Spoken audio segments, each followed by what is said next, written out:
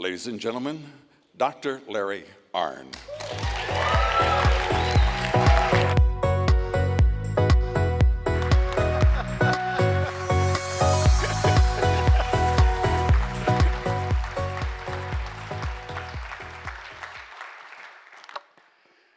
I was afraid this is going to be ridiculous.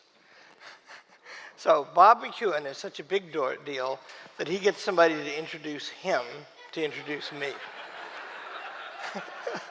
Bob is an old friend of mine. And he is a show pony, isn't he? Speaking of which, Charlie Kirk couldn't be bothered to be on time for this. But I still will repeat my title for him, which I always use to refer to him. He is the boy wonder. Don't you think?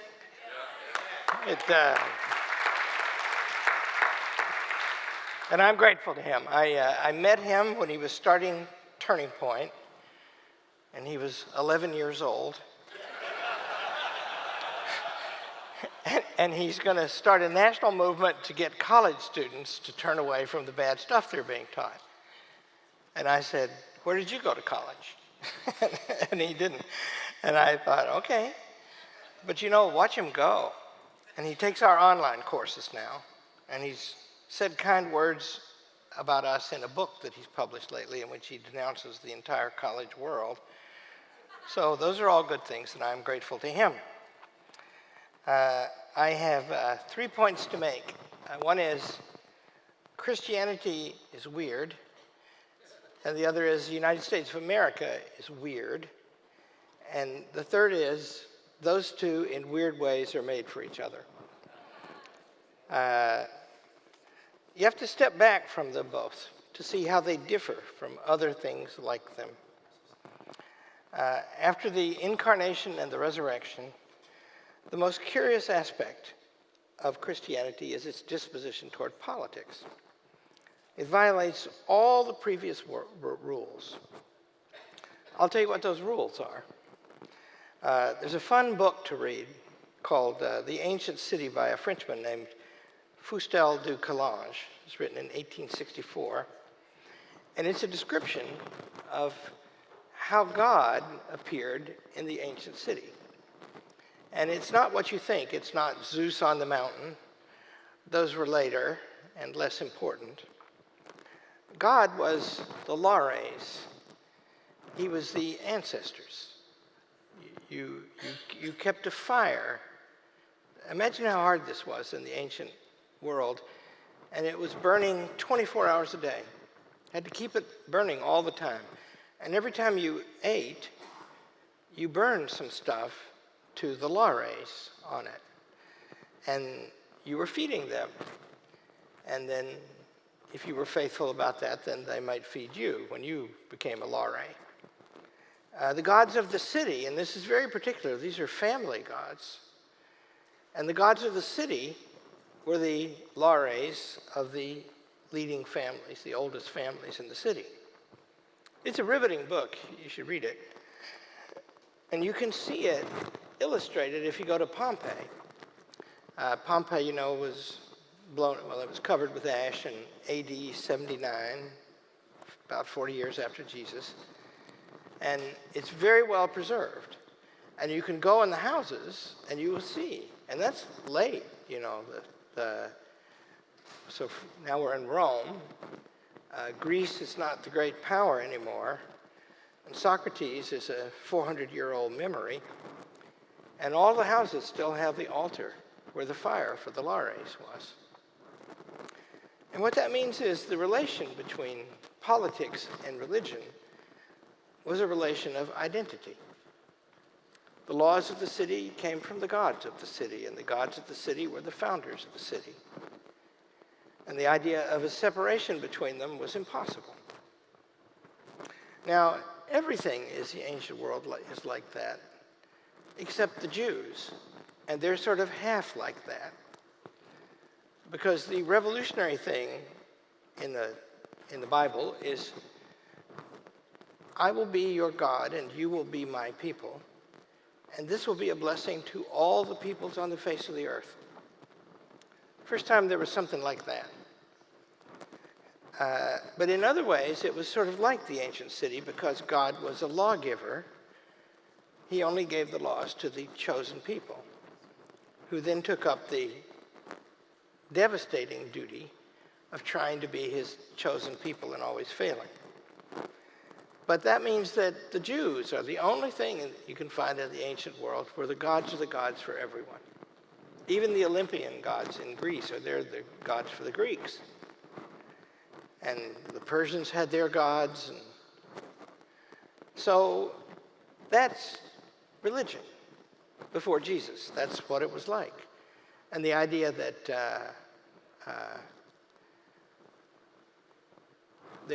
you would have a separate duty to God outside the law was unthinkable because it never arose. Well, then Jesus comes along. And there's revolution there. First of all, the claim that everyone's salvation, eternal salvation, everyone living and dead, everyone to be born, depends upon faithfulness to that man. And yet, he said the shocking thing: my kingdom is not of this world. If you read the Matthew account of the Holy Week and the Passion, the crowd turns against Jesus dramatically. And one of the causes is he wasn't getting up an army. And one of the arguments that turned Pilate against him was that they said to Pilate, he's rebelling against Caesar. And that would be death for Pilate if he countenanced that. That was a stick to beat him with. And so Jesus says, my kingdom is not of this world. He says it to Pilate. He says it often. And that's odd. That's revolutionary. There's no experience, at least in Western history, of anything like that.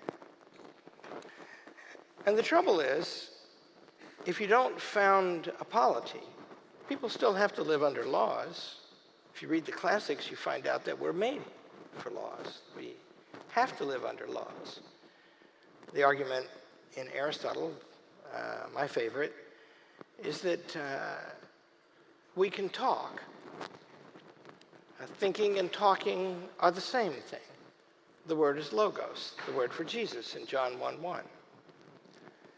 And that means that whatever you can think, you can say, and whatever you can say, you can think. In fact, they're identities, those two things. And that means, in turn, that we actually get closer than other beings, closer than herd animals and swarm animals, because we can share everything.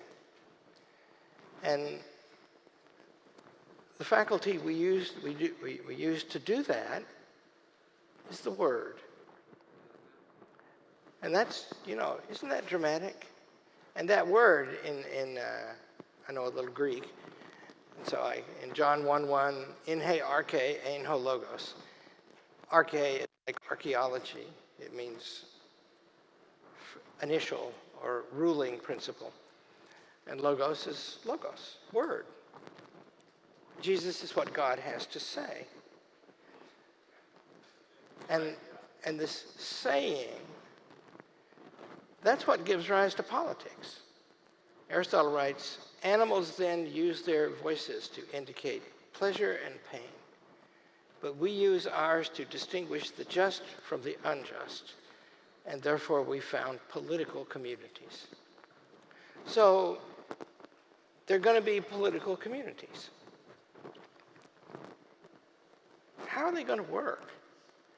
Especially when there's this God that everyone, whenever and wherever they are, however long dead, however far in the future they are to be born, depends on this God, and he doesn't supply us a polity.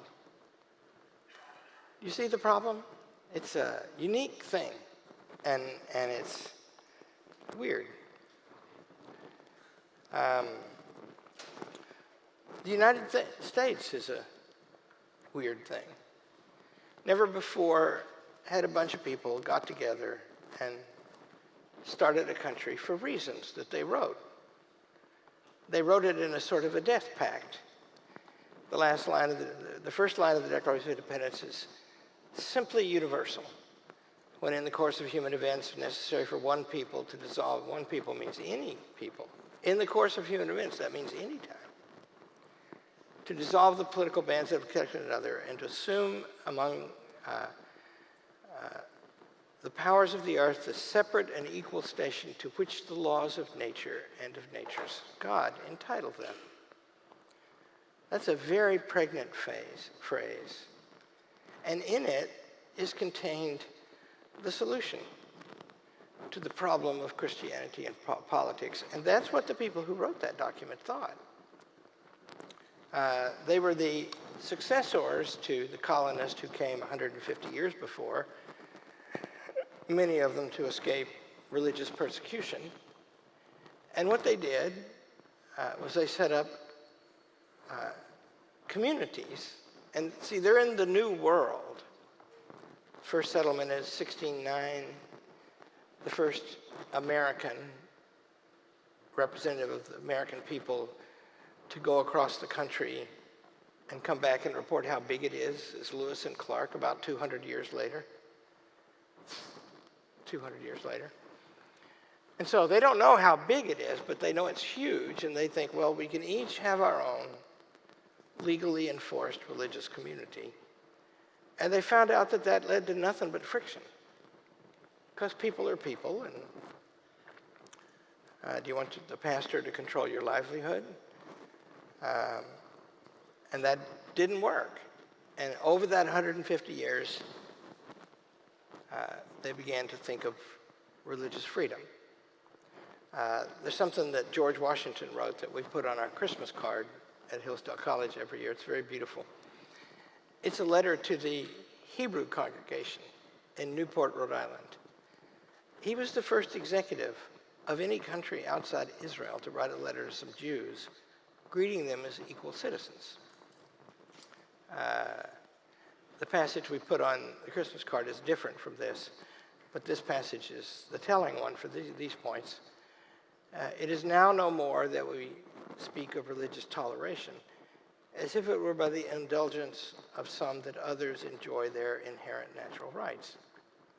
We may congratulate ourselves on a wider policy, which gives to bigotry no sanction, to persecution no assistance.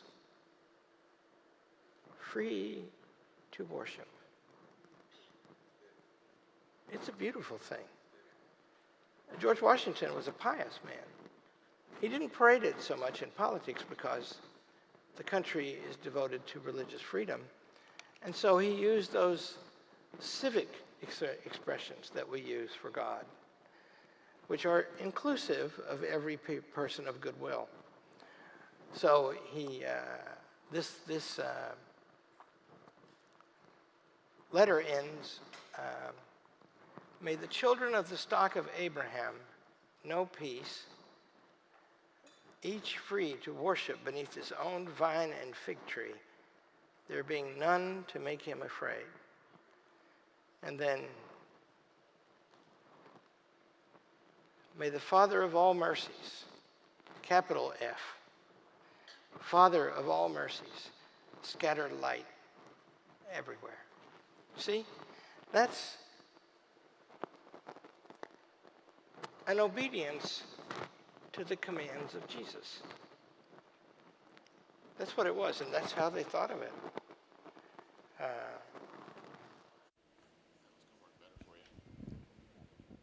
Shall I repeat all that?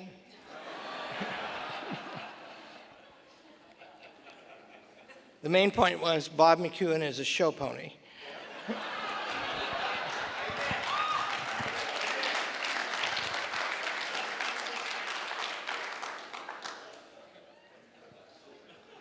When Jesus says, render unto Caesar what is Caesar's, that's an act of rebellion. Caesar would not admit that principle. He gets to say what's his. You see? And that's right there. Sometimes we read that passage to mean Christianity has no part in politics. In Romans 13, see, I can quote the Bible too. Rulers are not a terror to good works. Do not be afraid of their power. Do that which is good, and thou shalt have praise from them. For he is the minister of thee for good. But if thou do evil, be afraid, for he beareth not the sword in vain. He is the minister of God. Now, if you take that passage at face value, Joe Biden, so that can't be the whole story. And if you go to the Acts 5, there are many places like this all over the Bible, on both sides of this thing. They pull Peter and somebody up in front of the Sanhedrin, and they give them an order to stop preaching the gospel. And here's the response. We gave you strict orders not to teach in this name. Yet here you have filled Jerusalem with your teaching, and you are determined to bring this man's blood upon us. But Peter and the apostles answered, we must obey God rather than any human authority. The God of our ancestors raised up Jesus, whom you have killed by hanging him on a tree. In other words, no, I will not obey that law. And that is an assertion of freedom of religion. In Christianity, so many weird things about it. One is, you can't pass a law that'll make anybody go to heaven. Another is, you can't go to heaven for anybody else. Force doesn't work. It is the most volitional religion. What it needs is a society where it can be practiced. But that's a tall order, right? It's like the rule of law is a precious and difficult thing. And if you have it, you have many blessings. And if you don't have it, you have every misery. And the reason is, for the law to rule, both the strong and the weak have to obey it. It's not supposed to matter if you get hauled up in front of a judge who you are. It's supposed to matter whether you did it or not. And that means that the strong, in particular, restrain themselves in the name of the law. And that also means that they must let people pray to an authority higher than they. Did you read that great book by Eric Metaxas Bonhoeffer? I think that's his best book.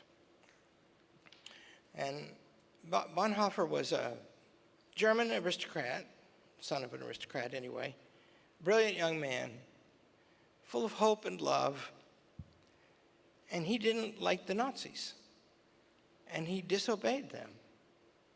And at the end of his life, and he kept doing that, and he was arrested, and he was confined, and he was beaten. And then at the end, the most heart-rending thing happened. The Allies were coming, thank God for it. And they started moving him around.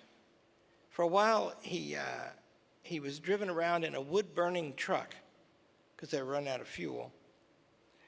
And he almost got away. And, it went on for like a week or 10 days. And every day he thought maybe they're going to rescue me.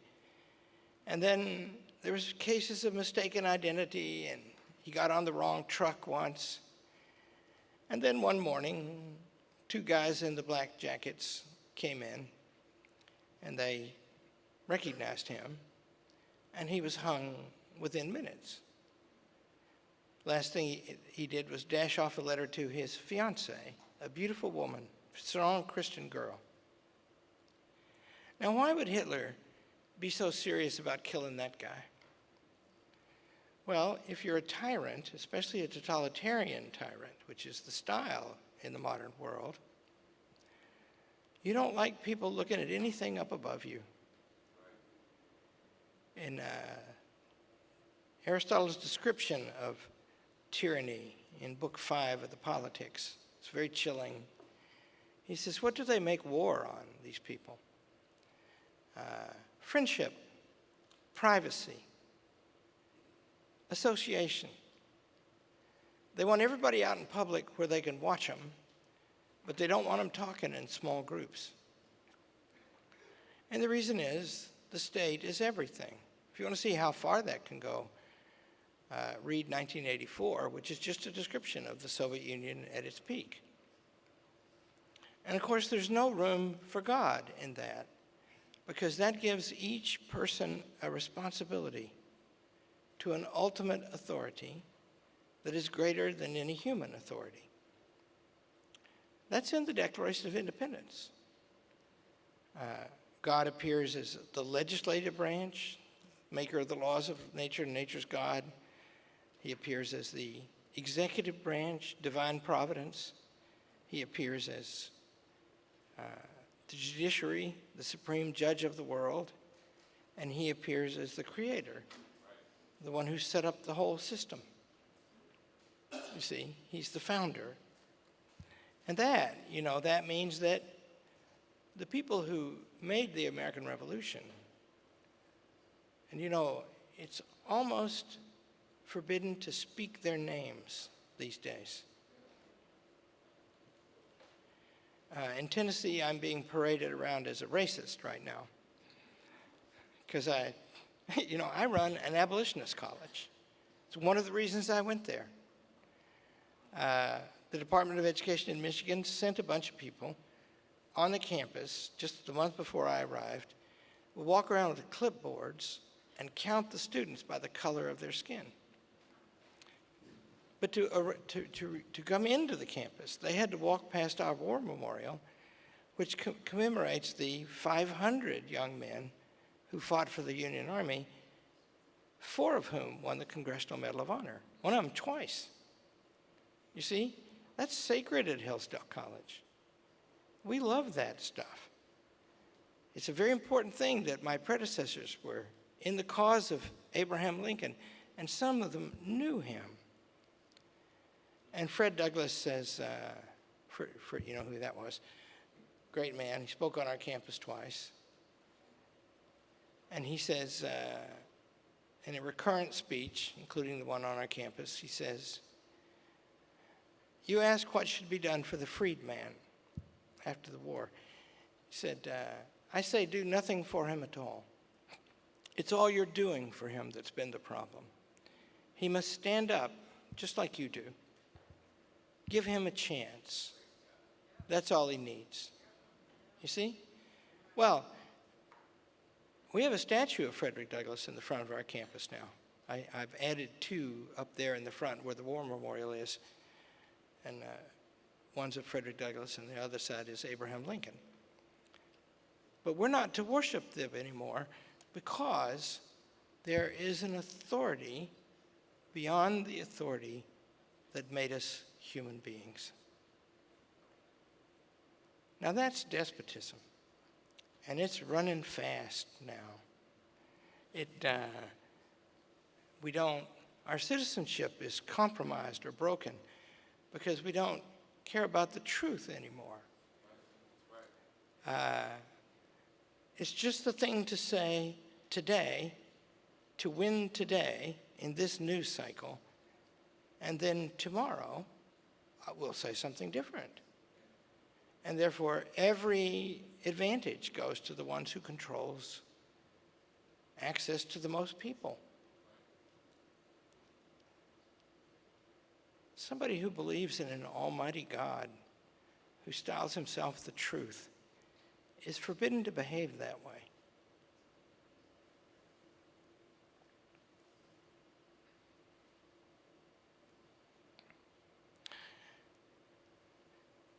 I worked at the Claremont Institute for several years, loved it. I prefer Michigan because the weather keeps out the riffraff.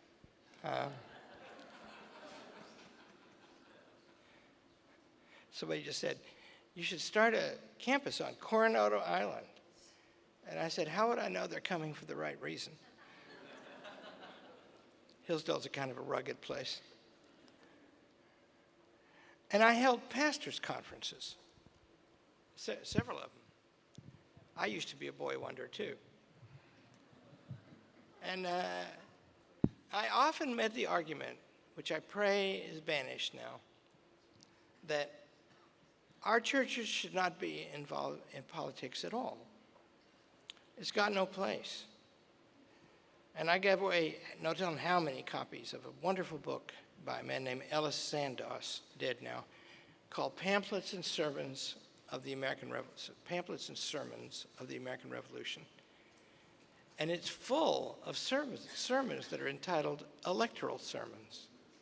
Now, those sermons are not arguing about the speed limit.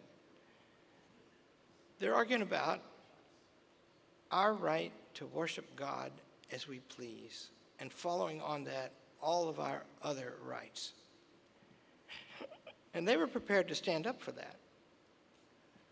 I think we're in the third great crisis of American history. I think the first was the Revolutionary War, and the Great Awakening was extremely important to that. And the second was the Civil War. And the abolition movement started in churches and spread from there into the society and politics. And that means that Christians are important when there's a crisis because they can see the one thing that matters. I mean, you know, is it a good idea to have a tax hike? No, but the natural law doesn't speak to me on that question, except in very broad terms, right? Is it right for people to be able to raise their children up in fear of the Lord? Do they have a right to do that? And if you take that away, what is left of their lives? You know, at Hillsdale College, we deal with moms and dads, and they're so funny. I mean, first of all, if I see a young person and two old people standing around, I can tell if they're related by their posture. And the parents, I mean, the most urgent thing in the world is their children do well.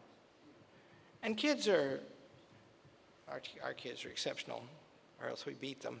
But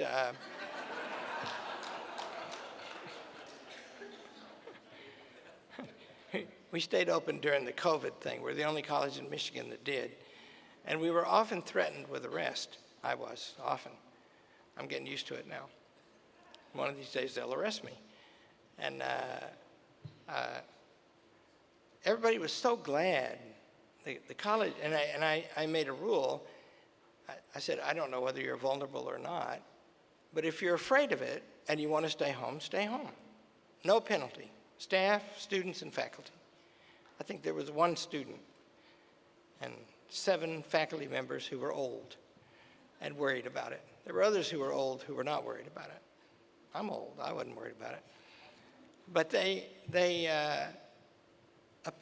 a mom asked me on Parents' Weekend in front of 800 parents, she said, what will you do if one of them dies? And I replied my favorite thing to say, we can get more.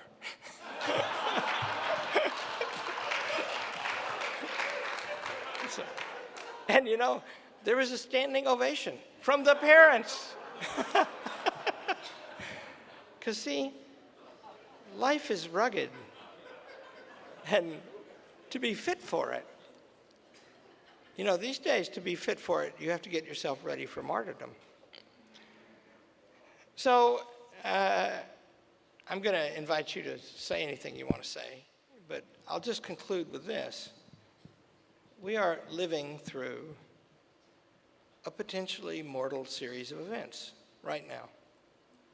Nobody's safe. Elections are being jiggered somehow. And I don't know if the election was stolen.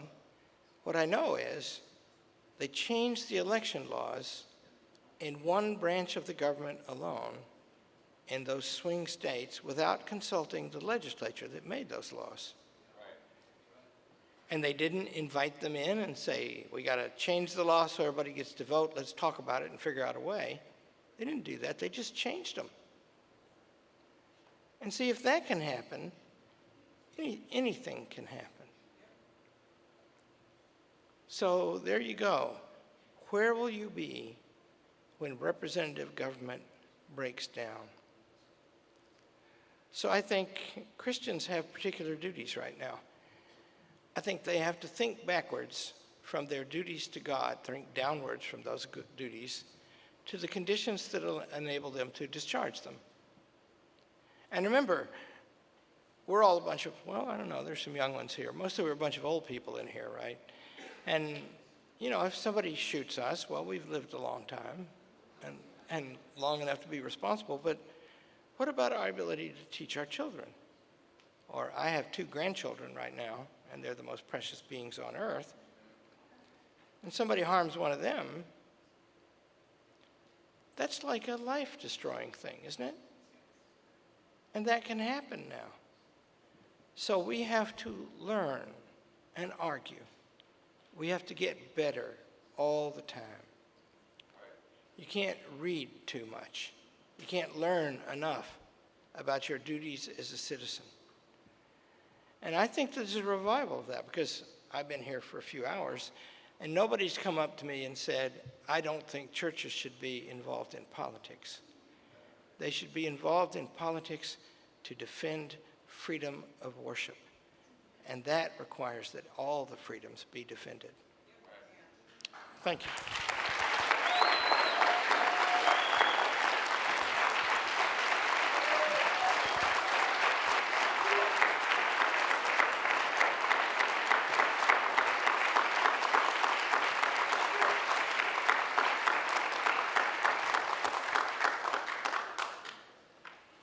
Okay, I'm crazy.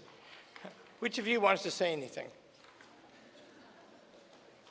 I can't see you very well. Is there anybody out there? Casey Krejci with the Great Awakening Project. Oh, good. I have a question because, when I got involved in this a couple of years ago, I thought the easiest thing in the world was going to be able to run through town and get all the churches together. Unity in the body of Christ. And we know, just from the numbers we heard earlier today from many of the people, that some of these just small changes in the electorate where Christians actually show themselves at the polls and so on makes a radical difference. So my question is, we need to rise up. The fearless church has to rise up together. And as in the upper room, one accord is the power of that. And so this whole thing about unity is not easy. So my question is, in your knowledge of documents in the church, someone brought something up about it earlier, the Apostles' Creed, other creeds, instead of focusing on the difference in the kinds of churches and only dealing with certain kinds of churches, we all stand for the same things in Christ. And are there any historical documents that maybe we're not focused on anymore, or some combination of documents where we can expose like the stuff that they talked about earlier as a religion, but it can all agree on certain things, and this is what we focus on together for power. Does that make sense? So, yeah, very much. So I that provokes me to say something hopeful. It's a very handy thing in life to study Winston Churchill, especially if you're working with an English woman who doesn't have any way to get away from you, and you can talk her into marrying you. But what do you learn from Churchill? What you learn is that when a conflict starts, tyrants always know how many friends they have, because they're all bought and paid for or forced in some way, whereas free people don't know. Abraham Lincoln becomes president of the United States in, April of 1861? And he calls for 75,000 troops. He didn't have any way to know if any would come. And they did come, much larger numbers than that. And so Britain, Churchill said one day, well, on the 28th of May, 1940, the cabinet, the war cabinet, he'd been prime minister for 18 days, and the war cabinet was considering an invitation from Mussolini to open a peace conference with Hitler. And France was falling, and Britain had 6 army corps, and Germany had 250. Hopeless situation. And so they want to do it. And if Neville Chamberlain or Edward Halifax, they were the main appeasers, if they had quit, Churchill's government would have fallen. It was hanging by that thread. And Churchill was the one who had warned that a modern war, that's going to be terrible. We have to avoid them. But are we going to make a deal with Hitler? And so he stopped it. And the way he stopped it, he couldn't insist. He had no power to insist. What he did was he gave a speech, impromptu. There are a lot of notes of it. 2 guys took notes. And it wasn't, he almost always wrote everything out in advance. He didn't have any time this time. And he talked for an hour. And he talked about 2 things. He talked about what it would mean to deal with Hitler. You know, if you look in the French archives, you'll find lots and lots of evidence that ordinary Frenchmen signed deportation orders for Jews, knowing where they were going to go. And a lot of them just did it for fear for their families. They had fallen into the clutch of that thing, and they were complicit in the most terrible evil. Churchill said to the French when they were about to quit, nations that rise up, that die fighting, rise up again. Those that surrender tamely are gone forever. And in this, it make you brave reading things like that, I hope anyway. And he, in this war cabinet, in his cabinet meeting on the 28th of May, he ended by saying, I've been thinking in these last few days whether it is part of my duty to open negotiations with that man. He didn't like to say Hitler's name. And I believe that every one of you in this room would rise up and tear me down from this place if for a moment I were to consider parley or surrender. If this island story is to end at last, let it end when each of us lies choking in his own blood upon the ground. Now,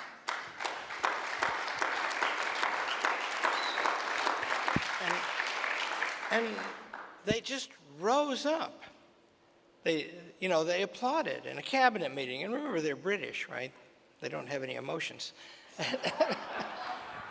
That's a dig at my wife, who's the greatest woman on human history. And another part is very significant. He's telling them reasons to hope before he got to that crescendo. And he said, if they invade, the first towns that they will take have sister towns in New England, and they will come to help us. Now you see, that's hope, right? Britain didn't have any way to make them come. The British people, you can't run a war with a conscript army if it's unwilling. And that means that we're in the position where we don't know how many friends we have. But we know that our enemies know, and we know that they probably don't have any more than they think they know. And that means we have a work of persuasion to do. And it's, history is just littered, is replete with examples of great things like that. And so it could be that we're going to get a chance to write a chapter in the American story that's as great as the great ones, right? And if we fail, there's always honorable death and going to the Lord.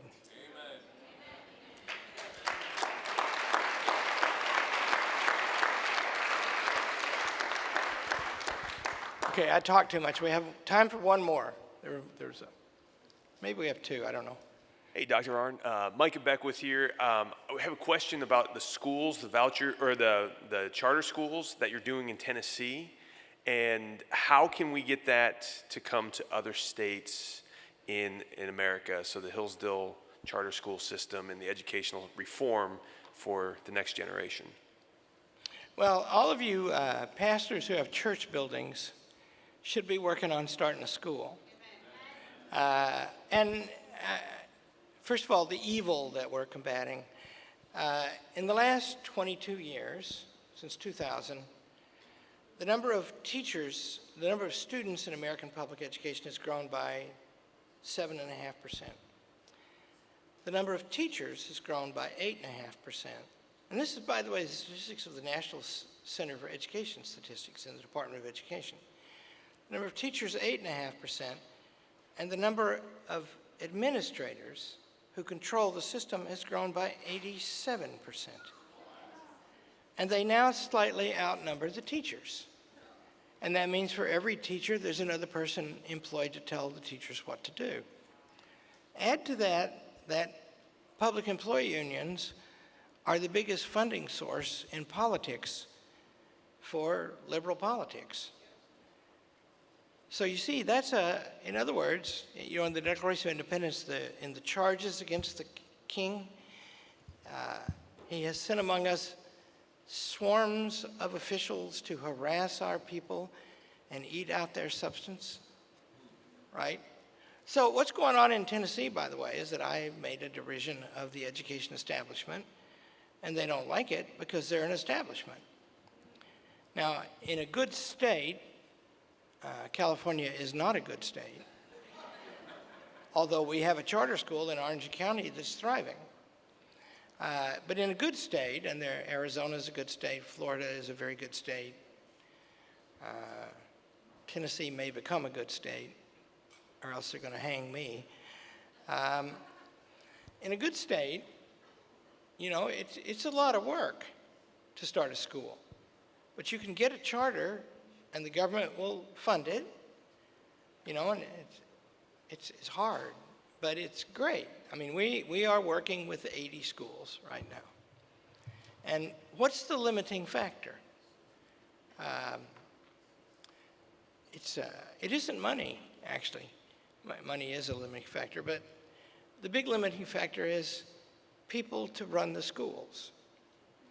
And see, I'm in complete rebellion now against this idea that only technocrats can do anything of importance. Right. And, I submit to you, it's a fact. If you put your mind to it, you can homeschool your kids or somebody else's. If you put your mind to it, you can run a school. Now, you'll have to change how you live in some ways because it takes time and you got to learn. But we're made to learn, by the way. And so we're trying to disabuse the nation of the idea that only experts can raise kids. And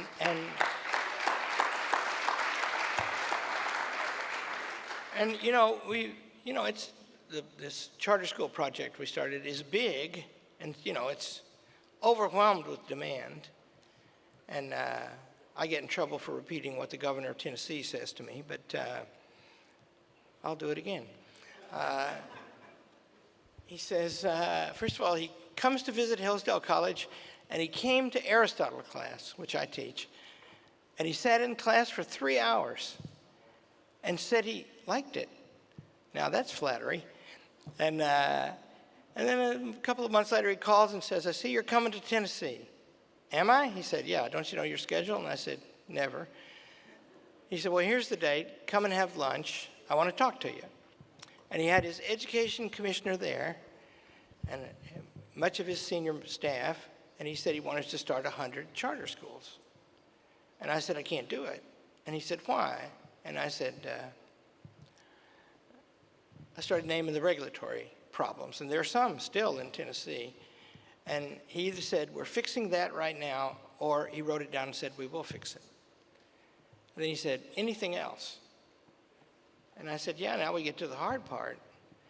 You can't find teachers who are trained to teach in a classical curriculum."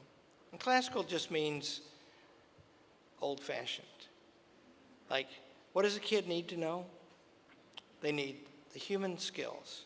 Above all, they need to get really good at those. And those are called reading, writing, and arithmetic. And then they need knowledge. And knowledge is of two kinds, of the natural world and the human world. And that means they need chemistry, biology, and physics, mathematics, and they need history and literature and philosophy. I just exhausted everything you need to know, right? And you can find that out. Anybody can, if they spend the time. And so I said, but teachers are not taught to teach those things anymore. You know, in the education schools, which are a blight upon the land,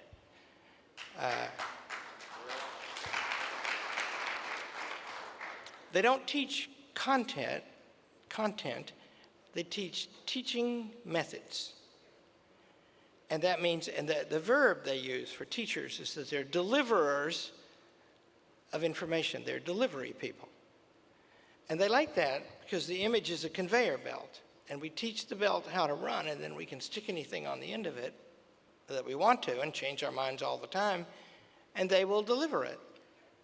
And don't you see how active that is? In other words, we are doing things to these children. Whereas, you know, you preachers, you know, if you give a good sermon, how do you know? They're listening. And that's an effort, see, on them. They have to listen. Doesn't matter how eloquent you are. You have to reach them. And that means that teaching is not like making anything. It's like helping something grow. If you get up in the morning with your faith strong, which on good mornings I do, you can always remember that we are drawn to God because God is perfection. And we all want to be good. Well, you can't know what good is until you know what perfect is. And everybody knows that. It's just that it's obscured in our minds now. So the point is, yeah, starting and see your church, because public schools supply childcare for free. It's a big advantage. But, you know, start co-ops. Those are great things. I think they're very promising. Somebody working for, you know, one of the millions who work for Charlie Kirk. Is he here yet, by the way? Oh. I've been talking about you. He said that Charlie was afraid that he wasn't going to get to cooperate with our charter school project. And I told the young man, you know, the charter school project is run by my daughter. And she's, you know, the most important young academic in America today. My other daughter is the most important young architect in America today. And my sons are pretty good. Anyway, all that's going to be okay, Charlie. And we just have to work our way around to it. So, you know, remember this. Now is the greatest time to be alive. It is dangerous, but it is opportune. And those two things always go together. Get ready to fight. Thank you.